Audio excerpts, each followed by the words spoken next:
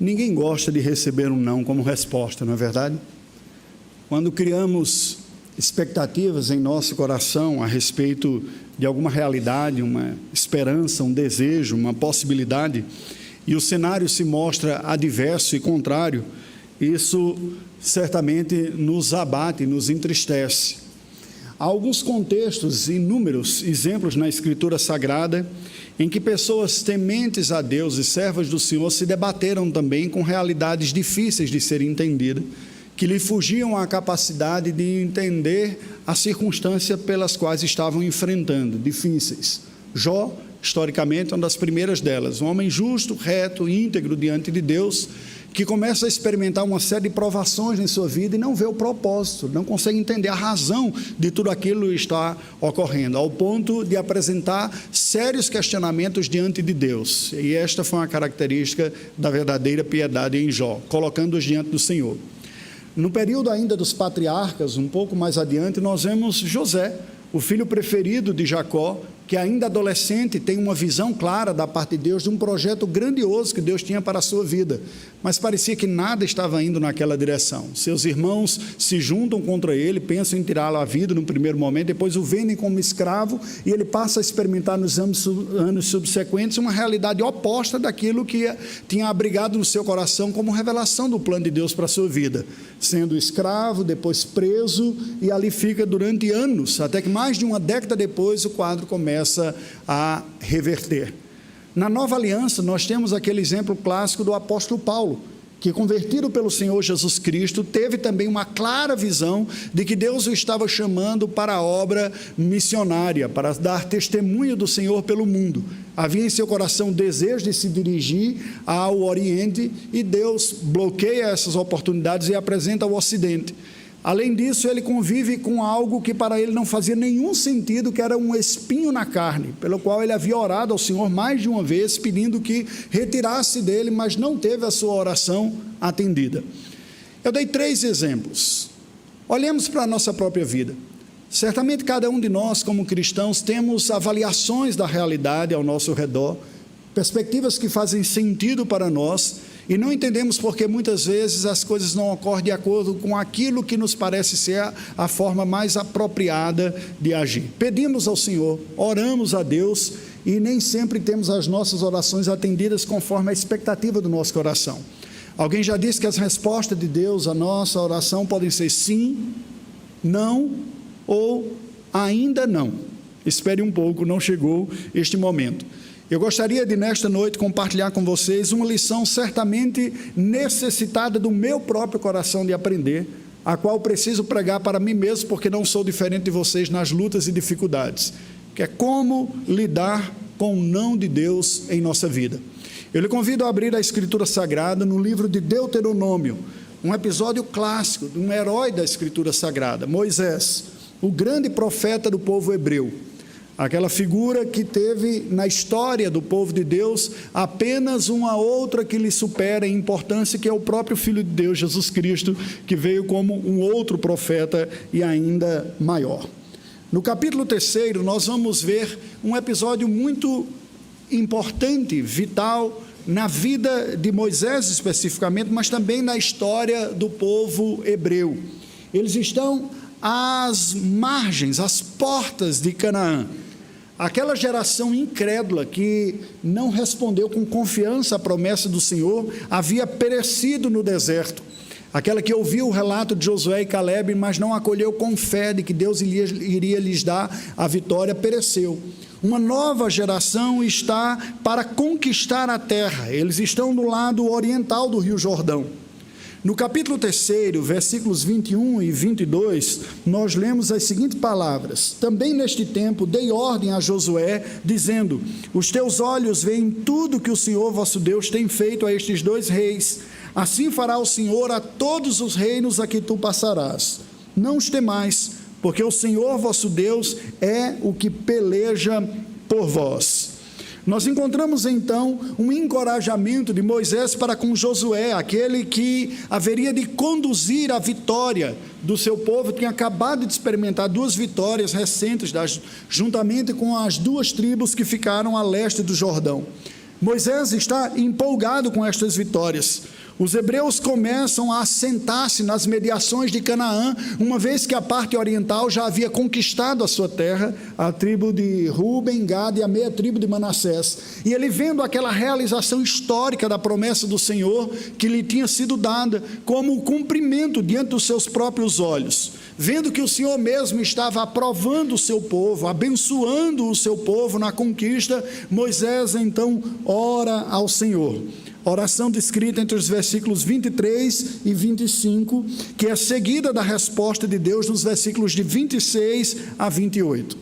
Acompanhemos a leitura da palavra do Senhor, que passo a fazer nesse instante, que nos diz assim: Também eu, neste tempo, implorei graça ao Senhor, dizendo: Ó Senhor Deus, passaste a mostrar ao teu servo a tua grandeza e a tua poderosa mão. Porque que Deus há nos céus ou na terra que possa fazer segundo as tuas obras, segundo os teus poderosos feitos? Rogo-te que me deixes passar, para que eu veja esta boa terra que está da além do Jordão, esta boa região montanhosa e o Líbano. Porém o Senhor indignou-se muito contra mim, por vossa causa, e não me ouviu. Antes me disse: basta, não me fales mais nisto. Sobe ao cume, ao cimo de Pisga, levanta os olhos para o ocidente, para o norte, para o sul e para o oriente, e contempla com os próprios olhos, porque não passarás este Jordão. Dá ordens a Josué e anima-o e fortalece-o, porque ele passará adiante deste povo e o fará possuir a terra que tu apenas verás. E o capítulo termina com o versículo 29, dizendo: Assim ficamos no vale defronte de Bet-peor. Oremos ao Senhor. Deus bendito, tua palavra acaba de ser lida, e é em consciência da absoluta necessidade de tua graça sobre nosso coração que nós suplicamos a iluminação do teu Espírito, em nome de Jesus. Amém. Eu não sei você, mas eu, quando li a palavra de Deus pela primeira vez sobre este episódio na história dos hebreus e na vida de Moisés, fiquei espantado com o rigor com o qual Deus tratou Moisés. O Senhor havia perdoado tantos outros pecados do seu povo, alguns tantos mais graves. O que Moisés fez num momento de ira, ele conduz o povo e fere a rocha quando Deus lhe tinha dito para apenas falar a ela. E por esse ato de desobediência, Deus pune o líder de Israel, dizendo: você não vai entrar na terra prometida. Moisés sabia, na sua consciência, do peso que é a responsabilidade que vem sobre a liderança. Aquilo que Tiago, bem mais tarde, vai dizer: não quereis muitos de vós serem mestres, sabendo que haverá maior rigor para quem é mestre. Quem está no cargo de liderança tem uma maior responsabilidade diante de Deus. E devido ao impacto que há na vida das outras pessoas, Deus cobra de nós uma responsabilidade maior. Isso é uma proporção que ocorre na Escritura Sagrada, não uma injustiça, mas uma proporcionalidade. O Senhor Jesus demonstra isso dizendo: a quem muito é dado, muito também lhe será cobrado. Moisés sabia disso. Ele sabia que ele não tinha o direito, que ele havia pecado, que ele havia desobedecido diante de Deus. Mas na sua humanidade, na sua convicção de quem Deus é, ele sabia também que Deus é um Deus gracioso, um Deus bondoso, misericordioso, que não nos trata conforme os nossos méritos de nossa culpa. E ele insiste mais uma vez pedir ao Senhor Deus e ir adiante, dizer: Senhor, tem misericórdia, me deixa entrar.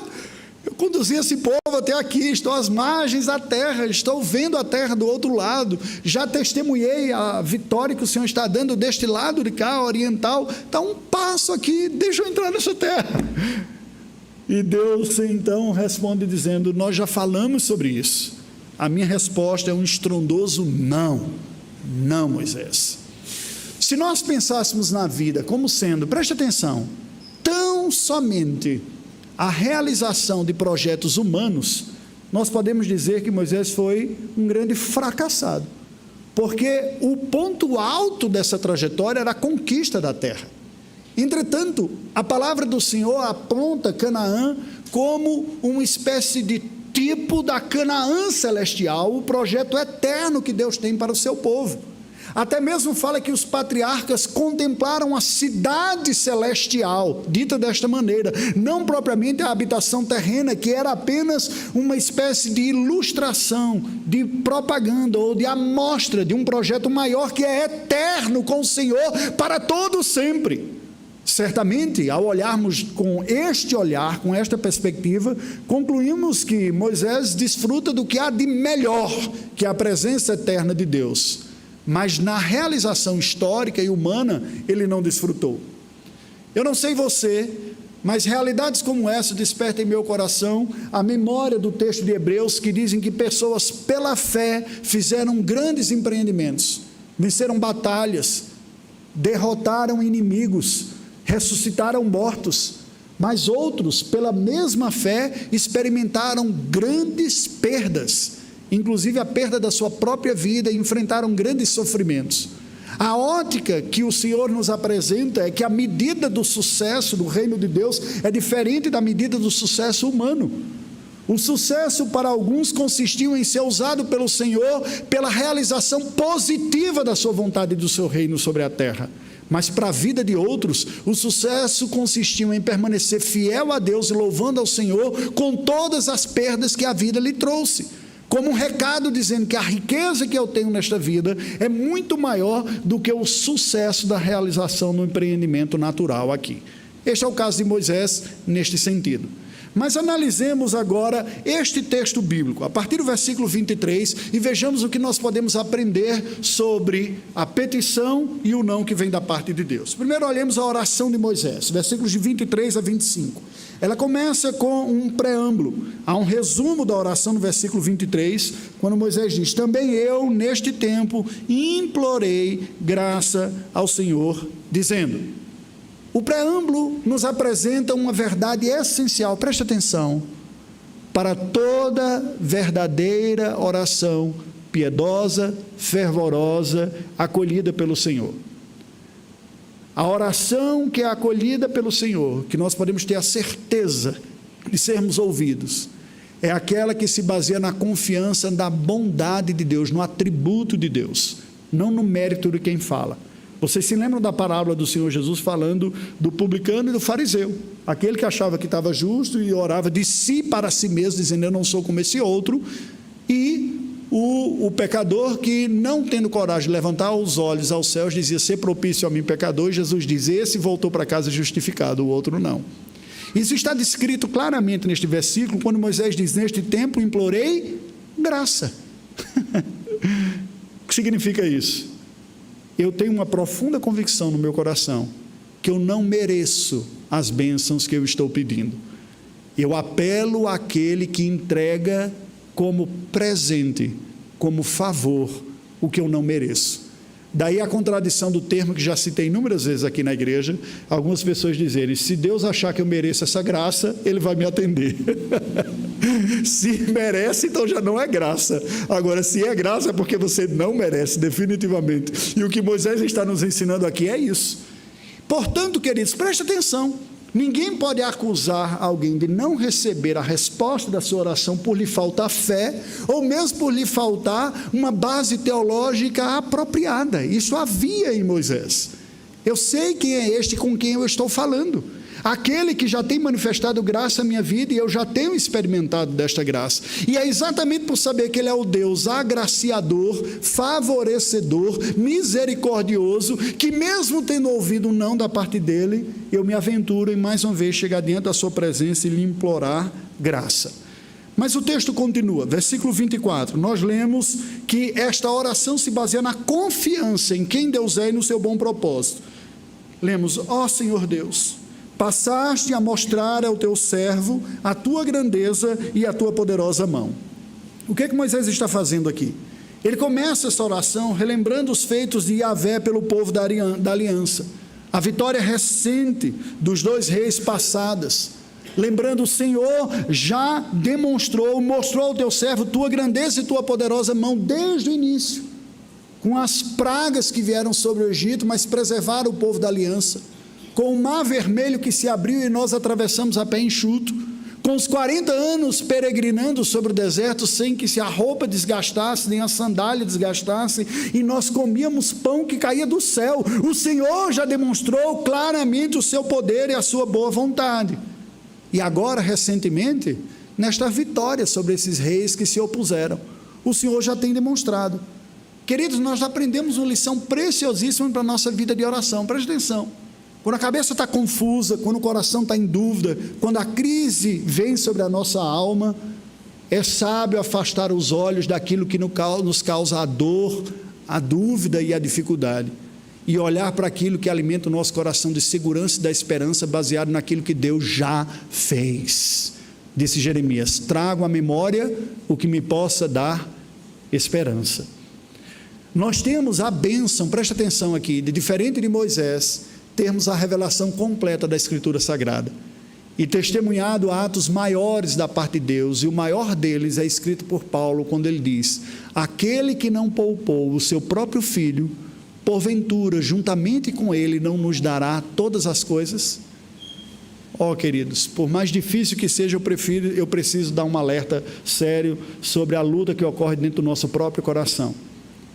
Quando em oração, muitas vezes duvidamos da boa vontade de Deus, nós nada mais expressamos, não é simplesmente uma fragilidade, é realmente incredulidade, porque não faz nenhum sentido nós acreditarmos que Deus entregou-nos o seu próprio Filho para a nossa salvação, e como cristãos nós cremos nisso, cremos que Jesus deu sua vida por nós na cruz do Calvário, pela vontade de Deus de fazer esta oferta e esta dádiva, e cremos, e por isso temos certeza da salvação, mas duvidarmos da boa mão de Deus nas circunstâncias acidentais da nossa vida, não faz sentido. Se acreditamos no maior, o menor deveria vir implícito dentro desse pacote. O que Moisés está fazendo aqui? Está trazendo a sua mente e apresentando diante de Deus em oração, como dizendo: Senhor, eu sei quem Tu és o Deus bondoso, fiel cumpridor da aliança, eu já tenho experimentado isso, nós já temos testemunhado isso na nossa história recente aqui. Moisés, portanto, baseia sua oração na confiança que ele tem de que Deus está desenvolvendo os seus planos, e que ele haverá de executar os planos para realizar na vida do seu povo a completa obra da redenção. Nós lemos hoje na instrução doutrinária a redenção que é aplicada ao povo de Deus por quem Cristo se entregou. Ora, encontramos nessa oração de Moisés ainda o louvor. Veja que no versículo 24 ele continua, e ele diz assim: porque que Deus há nos céus ou na terra, que possa fazer segundo as tuas obras, segundo os teus poderosos feitos? O que Moisés está fazendo é trazendo à oração os atributos da singularidade, da exclusividade, superioridade e grandeza de Deus. A oração nossa precisa incluir o louvor e a adoração, até por uma necessidade do nosso próprio coração. Não é errado nós pedirmos, o Senhor Jesus nos ensinou a pedir, diz: pedi e dá-se-vos-á, buscai e achareis, batei e abri-se-vos-á. Entretanto, nós não seremos saudáveis na nossa espiritualidade se a nossa conversa com Deus estiver focada no que a gente quer. Nós precisamos lembrar ao nosso próprio coração diante de quem nós estamos, e por isso louvor e a adoração. Moisés faz isso e nos ensina. Ele diz: que Deus há como o Senhor? Não há, não existe outro, porque não existe outro, e porque todos os outros que foram inventados pelo ser humano não chegam nem perto da realidade que és Tu, o Deus soberano, eterno, bondoso, aquele que faz tudo segundo as suas obras, segundo os seus poderosos feitos e executa na história. Moisés expressa o louvor a Deus em sua oração, comparando-o e exaltando acima de quaisquer outras falsas divindades, olhando os feitos do Senhor. Queridos, quando o nosso coração está abatido, em dúvida, confuso, os nossos olhos precisam se afastar um pouco daquilo que tem nos causado dor e ansiedade, e olhar para aquele com quem nós estamos falando, contemplar sua beleza, dizer a Ele quem Ele é, Isso é louvor, adoração. Precisamos nos lembrar de quem Deus é. E precisamos chegar diante dele afirmando isso. Nossa oração deve expressar o louvor a Deus como uma demonstração de que nós sabemos quem ele é. O único e o todo-poderoso Senhor. Eu me lembro da oração da igreja apostólica, logo depois dos primeiros apóstolos serem presos, os primeiros irmãos serem presos, e as ameaças que eles experimentaram, me causa sempre um impacto quando eu leio. Está escrito no livro de Atos dos Apóstolos, diz o texto: ouvindo isto, unânimes, levantaram a voz a Deus e disseram: Tu, soberano Senhor, que fizeste o céu, a terra, o mar e tudo que neles há. Oh, queridos, como eu gostaria de responder tão rapidamente e de forma tão piedosa assim às minhas próprias lutas e dificuldades. De apresentar imediatamente diante dos meus olhos, diante de Deus em oração, quem Deus é. Certamente isso traria muito mais cura para a minha alma do que a que eu consigo conviver. E com você, como é? Moisés traz os atributos de Deus para a oração, quando ele está contemplando. E esta oração também reflete humildade. Olha o que nos diz o versículo 23 e a primeira parte do versículo 25. Versículo 23 diz: também eu, neste tempo, implorei graça ao Senhor, dizendo. Quem implora? Só implora quem se reconhece absolutamente dependente e inferior. Eu imploro, eu suplico, por favor, me ajude, me socorra. Eu não dou conta desta situação, eu preciso de auxílio. Você já implorou algo a alguém em algum momento de sua vida? Se viu impotente e incapacitado de resolver circunstâncias e encontrou em alguém próximo a você uma fonte que poderia aliviar a sua dor ou talvez a solução? Nessa hora não há lugar para orgulho. Nós descemos o pedestal e simplesmente suplicamos. Isso requer humildade. Nós aprendemos de Moisés isso. Ele diz: eu implorei, e veja a afirmação reforçada: implorei graça. Uma ideia complementa a outra. É graça, eu não mereço. Como dizendo: Senhor, eu sei que eu não mereço. Eu sei que eu pisei na bola, eu sei que eu não agi como deveria, mas eu sei que Tu és gracioso e misericordioso. Gente, esta convicção estava no coração de Davi, que no final da sua vida cometeu tantos pecados e colheu tantas das consequências dos seus pecados. Quando está diante de um juízo, Deus lhe apresenta opções e ele diz: eu prefiro cair nas mãos do Deus vivo do que experimentar a ira dos homens, porque eu conheço Deus e sei que Ele é misericordioso. Não é curioso isso? Porque o livro aos Hebreus diz também: terrível coisa é cair nas mãos do Deus vivo. Como que você fecha essa conta? Na minha mente, em meu coração, diante de Deus, só se fecha de uma maneira: quem sabe que a ira de Deus sobre a sua vida foi desviada pelo Redentor, tem maior confiança na graça do que o temor do juízo. Era o que havia no coração de Davi, era o que havia no coração de Moisés também. Eu sei que o Senhor é um Deus gracioso, o Senhor é santo, é justo, ninguém pode brincar com o Senhor, não estou brincando, eu sei que o Senhor merece, mas eu sei que o Senhor é gracioso, e por isso eu imploro graça. Versículo 25, a primeira parte, nós vemos de novo essa postura: rogo-te que me deixes passar. Dois verbos: rogo-te, a atitude humilde de quem está pedindo algo, e deixes, uma expressão que diz: é o Senhor quem concede. Eu estou pedindo uma concessão. Eu não vou me aventurar aqui e tentar atravessar nada o Jordão e entrar a força. Eu vou, nem que seja para pisar lá e o Senhor me fulminar quando chegar do lado de lá. Ele poderia ter pensado numa tolice como essa, né?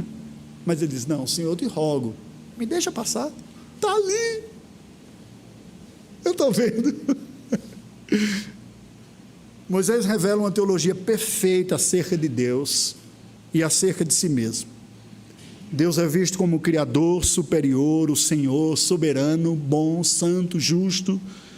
Ele é visto como criatura, inferior, servo, pecador, falho, mas a convicção de que aquilo que ele não tem moralmente é suprido pelo Deus que tem graciosamente, e que Deus o acolhe, e é nesta certeza que, se não sou desaprovado por Deus na minha vida, eu me animo a pedir o que eu não mereço, baseado na confiança na sua graça. Porém, isso não significa que a oração vai ser atendida como sim, que é essa expectativa, né? Fiz tudo certinho, coloquei todo o que tinha diante de mim, quase que não está dizendo, e agora, como é que Deus vai sair dessa situação? O versículo 25, a segunda parte, nos apresenta propriamente a petição de Moisés. Rogo-te que me deixes, aí ele diz, para que eu veja esta boa terra que está da além do Jordão, esta boa região montanhosa e o Líbano. Moisés queria ver toda a terra de Canaã, toda a extensão dela, pós-Jordão, cruzando o Jordão em direção ao ocidente. Ele estava no extremo leste. Ele pede para ver aquela parte, cruzando o Jordão, a região montanhosa do centro da terra prometida. O Líbano, o extremo norte, a cerca de 3.300 metros de altura. Eu tive o privilégio de, juntamente com a minha esposa, quando nos dirigíamos para o nosso primeiro campo missionário, que naquela época estava aprovado pela PMT para ser o Líbano, de ir a essa região que Moisés queria ver, mas não experimentou. Só que do lado de lá, nós estávamos no norte, no Líbano, e descemos até o sul, até a fronteira com Israel, vendo as montanhas de Golã.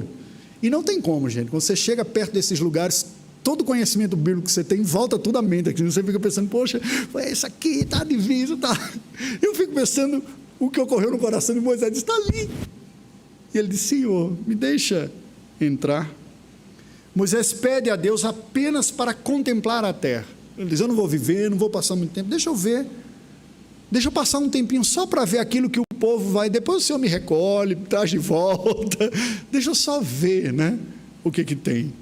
Afinal, ele poderia pensar, eu tinha feito tanto, né, foi tanto esforço para trazer esse povo até aqui, liderar durante esses 40 anos.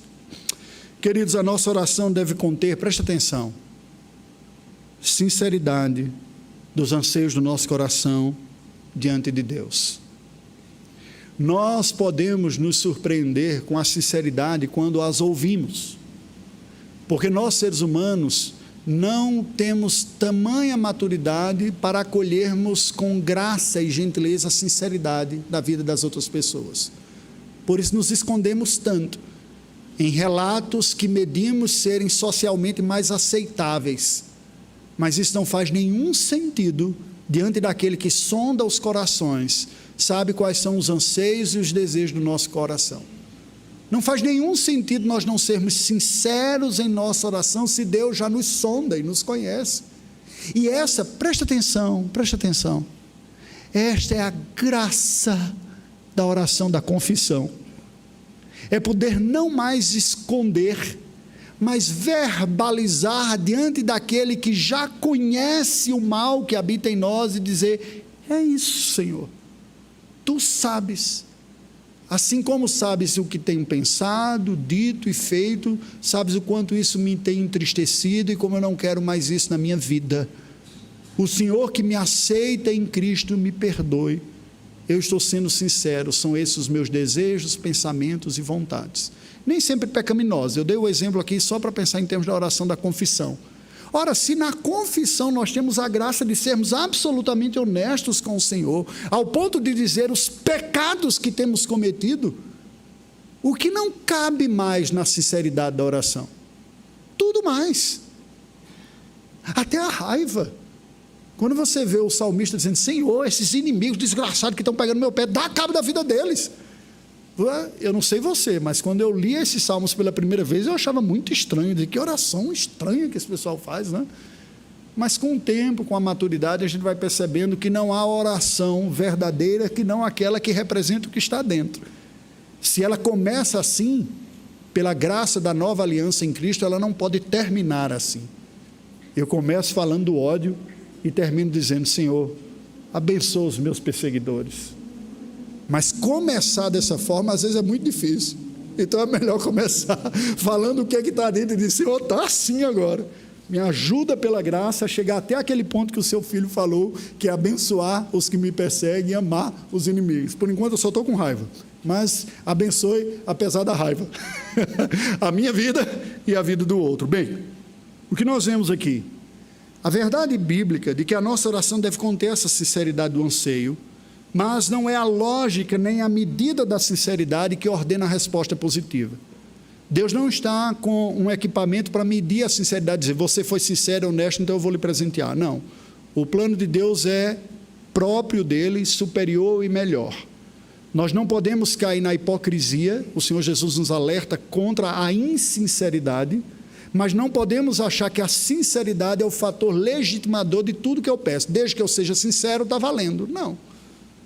Devemos ser sinceros para que a nossa alma esteja aberta diante do Senhor.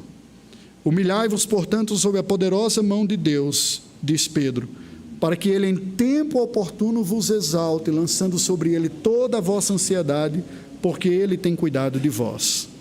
Agora vejamos a resposta do Senhor para Moisés, a partir do versículo 26, dê uma olhada aí. A primeira parte do versículo nos mostra algo que muitas vezes é estranho, especialmente ao mundo gospel contemporâneo, que apresenta Deus quase como uma espécie de Papai Noel transcendental, que está só para distribuir presentes e guloseimas. Ela pode também estar associada a uma ideia caricata de um Deus irado, mas a Bíblia nos mostra que Deus respondeu à oração de Moisés, manifestando indignação. O início do versículo 26 diz: porém o Senhor indignou-se muito contra mim, por vossa causa, e não me ouviu. Deus se indigna com Moisés por insistir no assunto que já estava resolvido. Ele não atende o seu pedido. A rocha havia sido ferida pela segunda vez, em Números 20, de 7 a 12. Moisés demonstrou ira, demonstrou um certo estrelato: sou eu quem tem que resolver todos os problemas de vocês. Demonstrou desobediência para com o comando divino. E uma vez que a rocha tipificava Cristo, como somente em Paulo, escrevendo aos Coríntios, nós vamos saber disso claramente, a rocha deveria ser ferida uma única vez, como Cristo foi ferido uma única vez, e depois bastaria lhe ser dada a palavra. O Senhor se indignou muito com Moisés, porque este não aceitara o juízo de Deus já manifesto, demonstrando da parte dele um certo egoísmo, uma insubmissão e até mesmo uma rebelião. Nem sempre o nosso desejo vai expressar o bom propósito de Deus, embora a nossa avaliação possa às vezes nos conduzir a uma conclusão como essa. Moisés, que contemplava a cidade celestial, estava por demais preso em seu coração a cidade terrena, este desejo. Deus disse: Moisés, você já tem o melhor, você vai entrar na minha presença, mas é preciso que se cumpra desta maneira. A nossa oração deve ser orientada pela vontade já revelada de Deus, a sua palavra, e nunca, jamais, Deus agirá contrário a ela. Deus já havia dado a sua palavra a Moisés, e disse: Moisés, não, você vai ficar comigo, mas não vai entrar na terra. O próprio Moisés, escrevendo Números, diz que Deus não é homem para que minta, nem filho do homem para que se arrependa. Portanto, tendo ele prometido, não fará, ou tendo falado, não o cumprirá. O curioso é que ele está vivenciando realidades contraditórias a respeito desta fidelidade de Deus. Está testemunhando Deus cumprindo a promessa de levar o povo para entrar na terra, mas está testemunhando também Deus sendo fiel à palavra que disse: você não vai mais entrar. Eu não sei você, mas para mim, um dos maiores desafios ao meu coração é ver outras pessoas indo adiante em algo que eu não consegui ir. Mas por quê? Gente, é difícil confessar pecados aqui de púlpito, mas é exatamente isso que eu estou fazendo. A piedade deveria nos levar a simplesmente nos alegrar com todos aqueles que vão mais adiante, ainda que a gente não tenha conseguido ir. Mas não é fácil. Não foi para Moisés ver o povo na iminência de entrar e ele não. Versículo 26, o Senhor traz uma repreensão para Moisés. A segunda parte do versículo diz: antes ele me disse, basta, não me fales mais nisto, não ore mais neste sentido. Este não este seu pedido não vai manifestar o meu caráter santo e justo como legislador, como Deus de Israel. Nós podemos presumir daqui, ou concluir, que o que Deus está manifestando é um claro juízo sobre a sua liderança, para que o povo aprendesse que Deus é santo e que não há pecado que fique sem consequências. Deus perdoa, é verdade. Perdoa Moisés, era o seu amado, ele tinha intimidade, mas Moisés não entrou. É um preço alto pago por Moisés, como pela liderança muitas vezes não é? Mas isso faz parte do plano de Deus. Esta repreensão do Senhor para Moisés veio porque ele estava insistindo por uma questão já resolvida. Veja que nem sempre é fácil nós percebermos a diferença entre aquilo que cabe uma insistência perseverante e aquilo que é um não determinado da parte de Deus.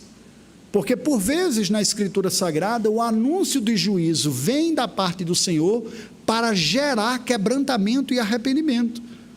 Nós encontramos isso em Ezequias, em Manassés, o próprio Acabe, que foi um dos piores reis que Israel teve, juntamente com Manassés. Houve uma sentença de juízo, e aquilo cai fundo no coração, e ele se arrepende, pede perdão a Deus, e Deus remove o juízo.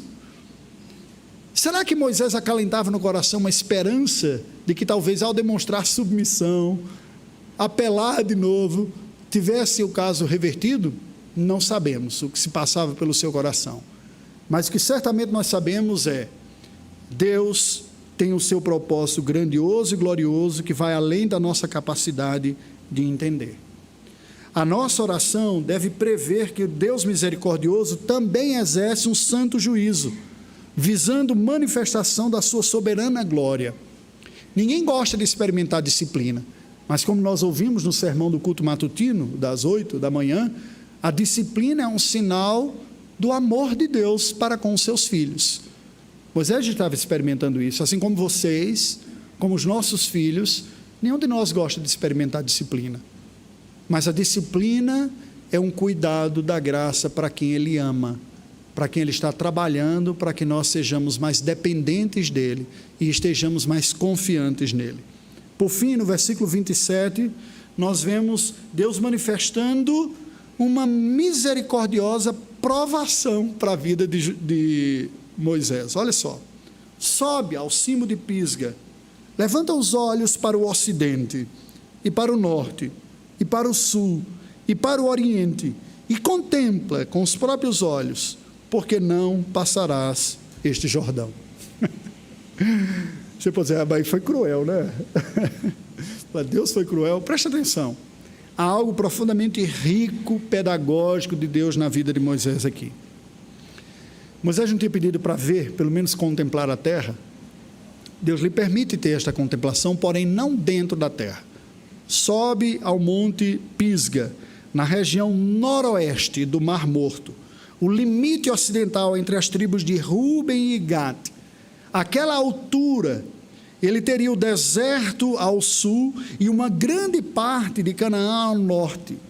Era menos do que ele tinha pedido para contemplar toda a terra, mas é muito mais do que ele poderia esperar antes, uma vez que ele não ia nem entrar naquela terra e que do chão ia ver poucos quilômetros adiante. O que nós percebemos aqui? O Senhor que antes havia dito, basta, não me fale mais nisso, não ore mais nesse sentido, você não vai entrar na terra, manifesta graça e misericórdia a Moisés, para levá-lo a ter um pequeno vislumbre da terra que ele não iria entrar, mas manifestando misericórdia para que ele contemplasse conforme o seu pedido e provando a fé de Moisés. Por que provando a fé de Moisés?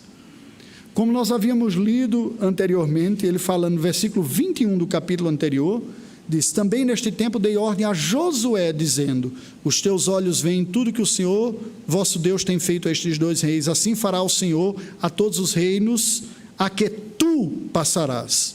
Não os temais, porque o Senhor, vosso Deus, é o que peleja por vós. Em que consistiu a aprovação de Moisés? Moisés, você cumpriu a sua missão. Você tirou o povo lá do Egito, que estava escravo, guiou, liderou, enfrentando todas as oposições de Faraó, os castigos, testemunhou do milagre, passando a pé enxuto no meio do mar que se abriu, experimentando a provisão miraculosa do Senhor por água onde não havia água, transformando a água amarga em água doce, recebendo pão, resolvendo as tensões e os conflitos deste povo, intercedendo por eles quando eles pecaram, e eu ouvi a sua oração, e agora você chega às margens da terra prometida, você cumpriu. Mas preste atenção, o grande personagem não é você, sou eu. O grande personagem que está executando esta obra, a glória e os resultados são meus. Sou eu que estou fazendo tudo isso. Usei você até aqui. E o seu coração, para estar bem, para estar em paz, precisa ser capaz de olhar o que falta, sabendo que você não vai fazer, que é outro quem vai contemplar, e você está bem com isso. Nós cantamos o hino que a nossa alma está bem, sou feliz com Jesus. Esse hino foi composto por alguém que tinha perdido a sua esposa e as filhas num acidente no Atlântico Norte, no navio que naufragou, e quando ele tem a notícia, ele compõe este belo hino, que em inglês o refrão diz: It is well with my soul. Está tudo bem com a minha alma. Apesar destas perdas todas, da tragédia ter batido na minha casa, está tudo bem com a minha alma. It is well with my soul. Quando estava cantando aqui, cantava com isso em mente, num ato de oração e de desejo diante de Deus, como dizendo: Senhor, eu quero poder dizer, como autor deste hino disse, está tudo bem com a minha alma. Moisés é chamado para olhar a conquista final, da qual ele não participaria, sabendo que outro conduziria, e dizer: está tudo bem com a minha alma. Eu fiz o que Deus me deu para fazer, e outro vai completar. Meus irmãos, disse Tiago, tende por motivo de toda alegria o passardes por várias provações, sabendo que a provação da vossa fé, uma vez confirmada, produz perseverança. Ora, a perseverança deve ter ação completa, para que sejam perfeitos e íntegros, em nada deficientes. E olha como isso fica claro. O versículo 28, Deus diz: dá ordens a Josué, anima-o, fortalece-o, porque ele passará adiante este povo e o fará possuir a terra que tu apenas verás. E é para você estar bem com isso. Anime Josué. Quer dizer, você não apenas não vai entrar, é Josué quem vai entrar. E você deve estimular ele e dizer: vai lá, vai adiante, Deus vai ser com você, você vai conduzir esse povo, e eu estou torcendo por você, estou feliz por você, estou orando pelo seu sucesso. Uau. Pode ser que isso seja muito para você, medidas às vezes menores são muito para mim, mas eu vejo a boa mão de Deus nos chamando a entender que a glória é dele, que nós tomamos parte do projeto que ele está executando, que inclui outras pessoas, muitas vezes mais e diferente do que nós imaginávamos. Nós temos limites da soberana graça. Sabe, queridos, não há nada de errado nós sentirmos a aflição da dor e da angústia que se aproxima de cenários que se mostram difíceis e dolorosos. O nosso Senhor Jesus Cristo, que nunca pecou, diante do ponto alto da redenção, que era a cruz do Calvário, orou em agonia de alma, angústia profunda, dizendo: Pai, se for possível, passa de mim esse cálice. Mas ele não parou aí. Ele termina com uma lição preciosa ao nosso coração: contudo, não seja feita a minha vontade, mas a tua. E ele se rende. O que Deus requer de nós? Rendição. Confiança de que, mesmo que o cenário, o contexto pareça ser tão diferente daquilo que nós imaginávamos que era o melhor, circunstâncias em que parece que a gente não vai desfrutar da alegria da colheita de frutos que nós gostaríamos de ter experimentado. Permanece a verdade de que um planta, o outro rega e um terceiro colhe. Porque o grande personagem é Deus. Nós somos apenas instrumentos de um projeto que Ele está realizando na história. Vamos orar ao Senhor. Ó Deus bendito, nos sentimos tão pequenos e falhos diante da grandeza do Senhor, do Teu poder, da Tua bondade e da Tua majestade.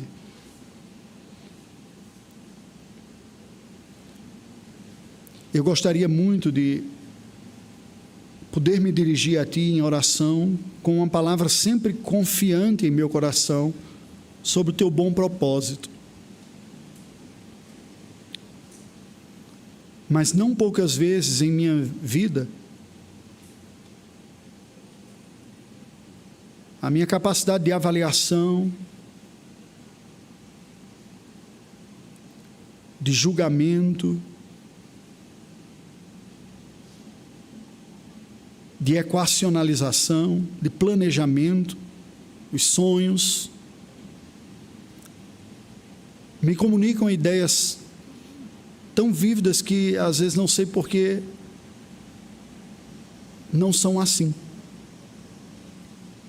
Certamente o Senhor chama a mim, aos meus irmãos nesta noite, a depositarmos o nosso coração em confiança em Ti.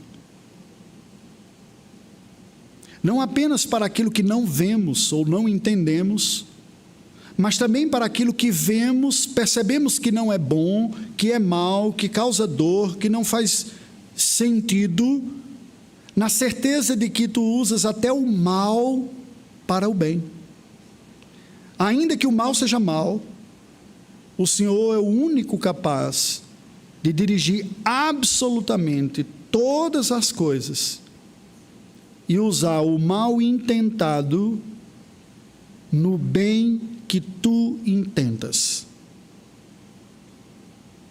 Ajuda-nos a encontrar em nosso coração satisfação em Ti conhecer, em sermos usados por Ti, conforme a medida da Tua graça e a Tua providência na nossa vida e na nossa existência.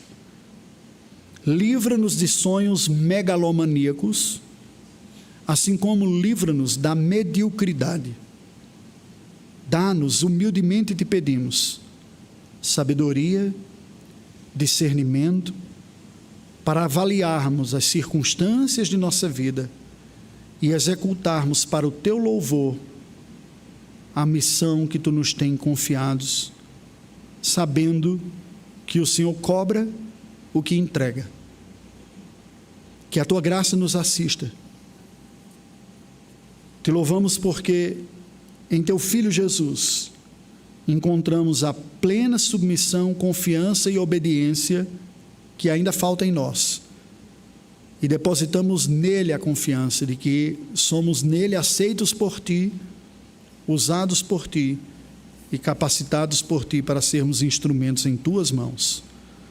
Ajuda-nos a fortalecer os braços, as mãos e a vida dos outros que farão aquilo que não faremos, que andarão mais adiante, trilharão uma milha e uma trilha que não trilharemos, e que o nosso coração seja cheio da alegria de vermos-nos cooperadores com aqueles que vão, quando os passos requeridos de nós são menores do que aqueles que Tu nos chama a apoiar para que os outros vão. Pedimos que seja assim, em nome de Jesus. Amém.